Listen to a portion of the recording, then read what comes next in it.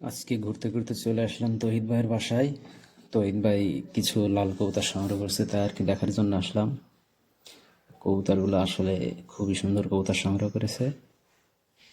কবুতরগুলোর quality অনেক সুন্দর, সব ফ্রেশ কবুতর। আগেও তহিদ ভাইয়ের ছিল, কিন্তু এত ভালো কবুতর ছিল না, কিন্তু এখন তহিদ ভাইয়ের কাছে অনেক ভালো ভালো কবুতর আছে।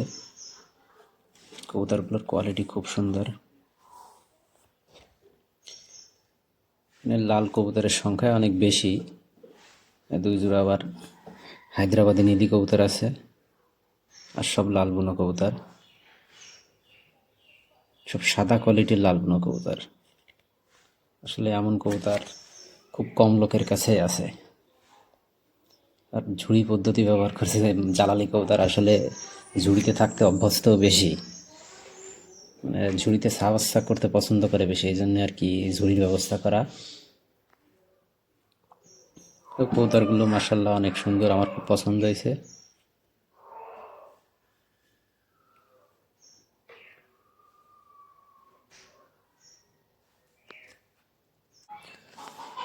কবুতর আসলে সবার কাছে কম বেশি আছে, কিন্তু এত ভালো কবুতর খুব কম মানুষের কাছেই আছে আমার জানা মতে।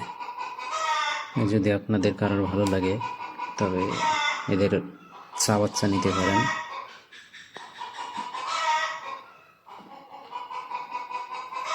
দেখেন কবুতরগুলোর কোয়ালিটি কত সুন্দর।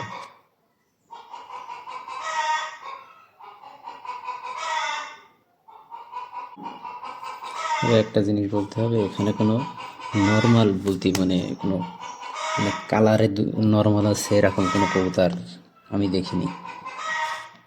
সবগুলোই ফার্স্ট ক্লাস এ গ্রেডের কবুতর। আর আপনারা যদি কেউ জালালি কবুতর এইভাবে পালতে চান, তবে খাঁচা পদ্ধতি ব্যবহার না করে আপনারা যে ঝুড়ি পদ্ধতি ব্যবহার করা হয়েছে এই পদ্ধতিতে কবুতরগুলো পালতে পারেন। কারণ জালালি কবুতর আমার জানা মতে আর কি ঝুড়িতে দেখছি অনেক ভালো হয়। যদি কারোর এই ঝুড়ি পদ্ধতি ভালো লেগে থাকে তবে এভাবে আপনারাও ওই এক জোড়া তার এসব জোড়া জোড়া করা আছে, ওকে নিচে ডিম দুটো পাইবেন দেখলেন না না? এরা? বললাম না সেই বাইসে একটাও কারোর কাজ বিক্রি হতে পারে না, পারবে না, আমরা নিব না। পেছনে একটা জিনিস দেখাচ্ছি স্যার, পেছনে একটা জিনিস দেখ, একটা অবস্থা হয়েছে মায়া হবে না, এটা দেখে বোঝা যাচ্ছে এটি মায়া হবে 100%, কালার একটু চাপাতার জন্য। এরপরে তাহলে এটা নিয়ে যায়। না ওটা না, এটা এবারে এটা আরে ভাই এটা দেখেন, এটা কোথায় বের করে দিচ্ছি, এসব নতুন মানে জোড়া হয়ে ডিম পেয়েছে, বের করে দিলাম দুটো। এই যে এটা নিয়ে যায়, এটা নিয়ে যায়। এদিক দেন ওই কাছে